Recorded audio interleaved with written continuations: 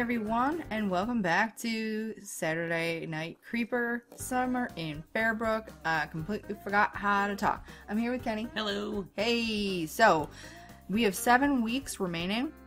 We got 12 seedlings and $200. Yeah, we really need to get a lady friend.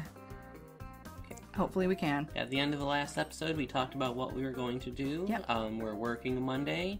Tuesday and Wednesday, we're going to visit the library. Thursday, we're going running again. I don't know why we're running anymore. You're afraid of Clara. Friday, we're going to the flower shop. And then Saturday, we're working a bit more. Do you not want to go running? No, it's good. Because they keep emphasizing, like, oh, you need to be healthy. Yeah, so we'll do that. Okay. Start next week. And so, another week begins. Alright. Okay, money. Cash crops. Making stacks on stacks. I see a parasite. Yep, clean up. Got 2 things to plant now. So red chilies take a while. Yeah. Red chili. I've worked enough for today. I feel I did my job. Monday. I think we're working. Working again. More Parasites. No. Parasites. Peas. Peas. Oh, weeds. Weeds. Let's get those. Peas. Peas. Okay, I've worked enough for today. I feel I did my job. And so another day ends. Tuesday morning. You know, buggies. Water. Water the plants. Harvest. Let's see, yeah. Harvest. These are only $15. Oh my god, we cannot stay on top of these parasites. Damn it. It's okay. We'll make it. Damn it. When I enter the library, I find Marion sitting at her desk, her face buried in her hands. Somebody said her poetry's bad. Yep. Whoa, Marion, are you okay? Oh, hello, Steve. How are you? I'm fine, but you look terrible. Oh, thanks. She laughs weakly and leans back in her chair. That's not a very nice thing to say to a lady. Sorry, but you certainly don't look well. She slides a thin magazine across her desk towards me. It's nothing really, just this. I pick up the magazine and flip through it. It's a literature magazine filled with short stories. In the center I find a collection of poems, including Marion's short poem about the evening. This is great. You got published. I did. What's wrong? Shouldn't you be happy? She lifts a hand weakly and points to the page. The review. I glance back at the page. Each of the published poems has a set of editor reviews next to it. I read the first one aloud. Oh, let's see. A quiet poem reminiscent of Carl Sandburg's work, full of beautiful imagery and innocent whimsy. That's not so bad. The last one. This poem is little more than a mess of fancy words strung together by a dishonest writer hiding from any real emotion.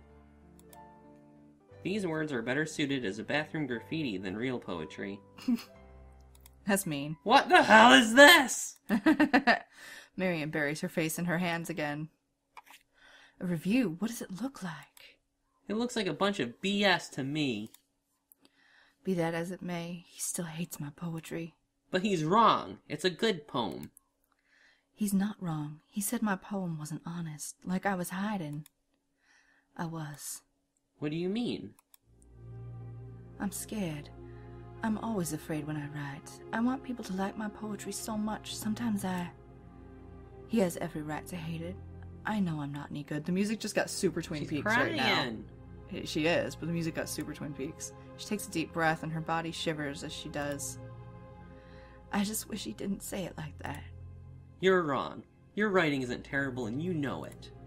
I throw the magazine down on the table. The 2 other people who reviewed it liked it.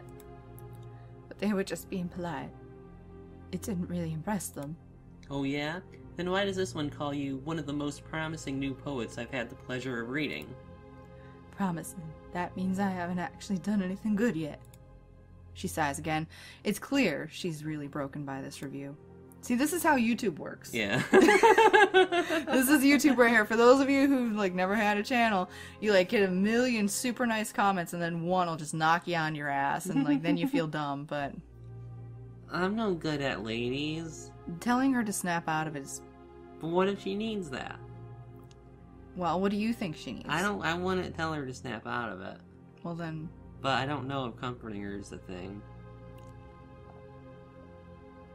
You've taken kind of a gentle hand with her. Yeah, so should I snap out of that and shove that book up on the top shelf?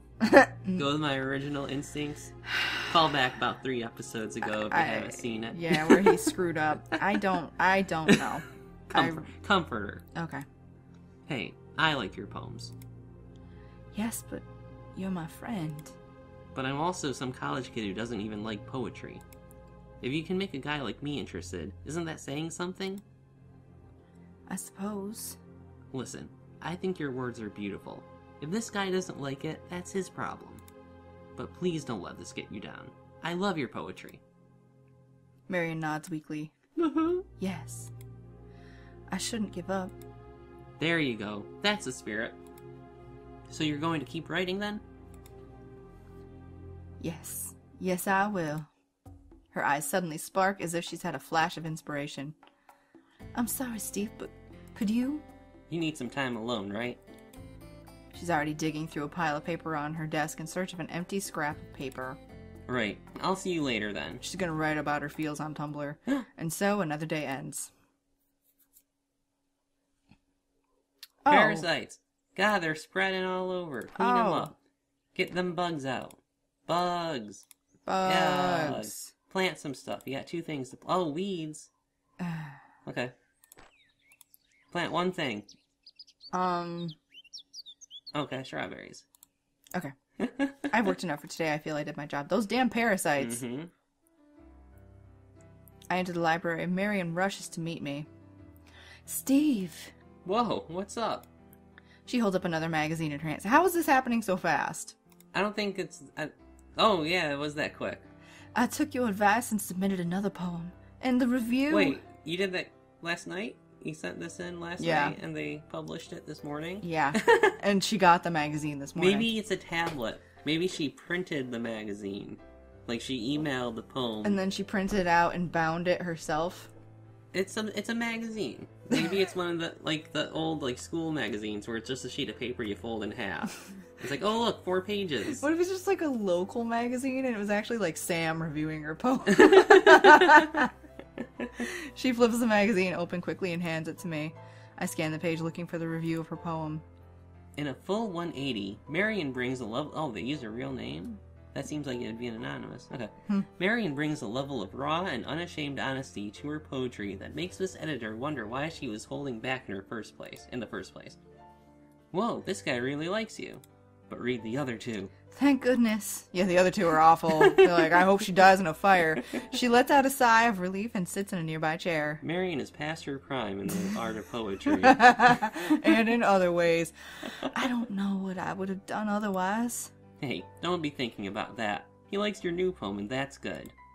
What did you write, anyway? Marion's face suddenly flushes red, but she doesn't respond. You can read it if you want to. I look back at the magazine. Please give me just 1 minute to sit beside you and say I'm sorry. For all the screaming and the tears and the scars I still keep tearing at, let me say sorry. Am I still your daughter? Can you forgive the one who despised you for so long? Why did it take so long for me to realize that I love you? I stand in silence for a moment as the weight of the words sink in. It's a letter to her parents. Marion. I don't know any other way to do it. Have your parents seen this? No, they hate poetry. Not yet. I wrote it and sealed it. I even addressed the envelope and put a stamp on it, but... She closes her eyes and bites her lip. I don't think I can do it. I'll do it. I'll send it for her. I could mail it for you if you want. She smiles but shakes her head slowly. I figured she might say that she needs to do it herself.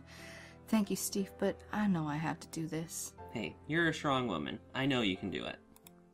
Strong woman with great boobs. Thank you. And so, another day ends. We haven't had our relationship go up. It's at 0. I'm sorry. So we're gonna clean up the parasites. Water. We're gonna fertilize that. Water the plants. I know. Let me plant a couple things. You can only plant... Strawberries. Got time. Water. Water! There we go. Thank you. Oil can. I worked enough for today. I feel I did my job. Thursday. Running day. I head over to Clara's for our usual jog, but something seems strange. She's murdered her father.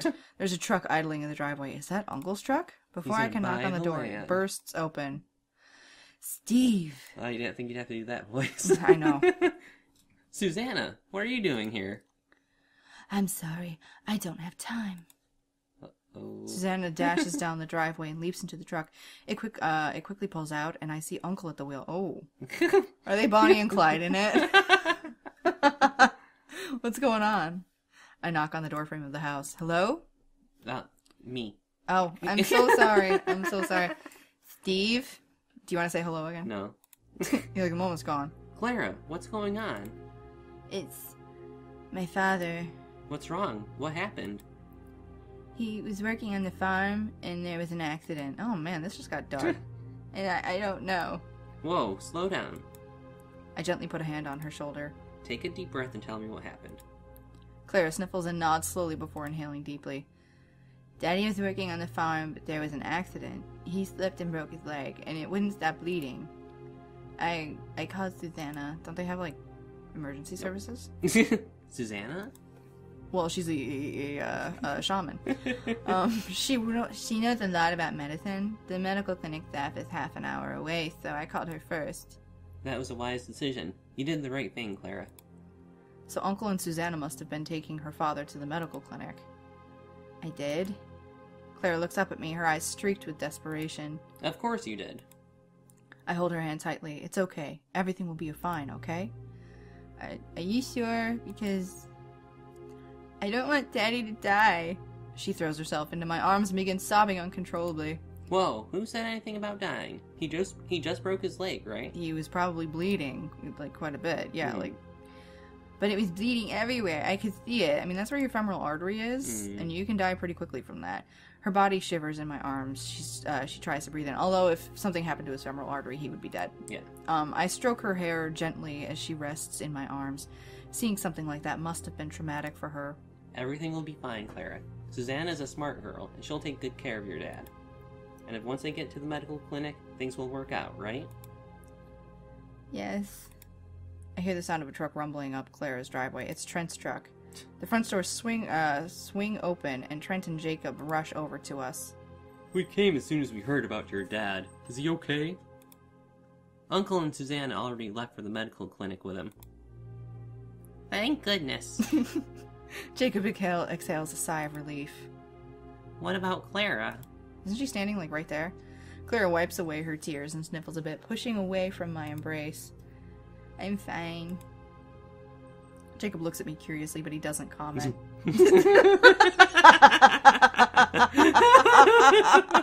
He's like,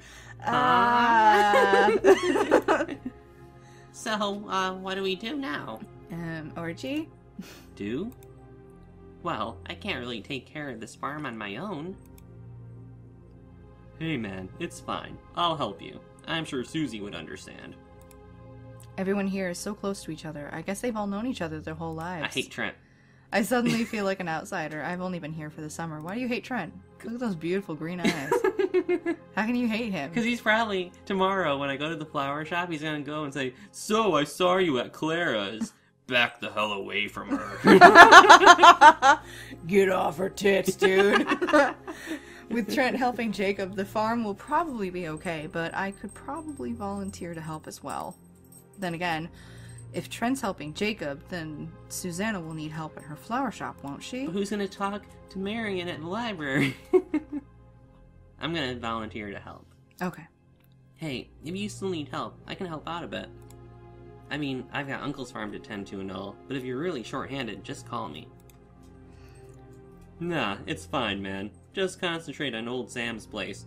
Jacob and I have got things covered here. Got Clara under my wing. Thanks for the offer, though. Yeah, no problem. They're like, back off. Trent places a heavy hand on Jacob's shoulder. We'd better get going. We still have a lot to finish. We have to finish all that work for Susie. Yeah, that's right. Jacob turns to Clara and tentatively takes her hand. Are you going to be okay? She nods. Yeah, I'll be fine, thanks. I'll come by later, okay? Okay. With a worried glance over his shoulder, Jacob follows Trent back to the truck and the two of them drive off.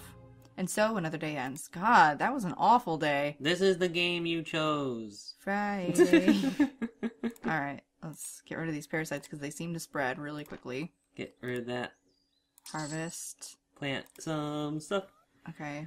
Oh, okay, I see what you're doing. Clean weeds. So I guess we'll plant a red chili. And a strawberry. A strawberry. I worked enough for today. I feel I did my job. God, the music's so sad. I head over to the flower shop expecting to help Susanna with her garden. Yeah, we're gonna help Susanna with her garden. But when I head inside, she's not in the greenhouse. Susanna, you here? Hello, Steve. I wasn't expecting to see you here today. Well, I just wanted to say hi. What are you up to? I was just finishing up jarring some honey. You have bees? Yeah, Honey? you wanna get in my honey pot? I didn't tell you. I keep bees here. Well, that would explain all the bees around here. Oh, do you not like bees?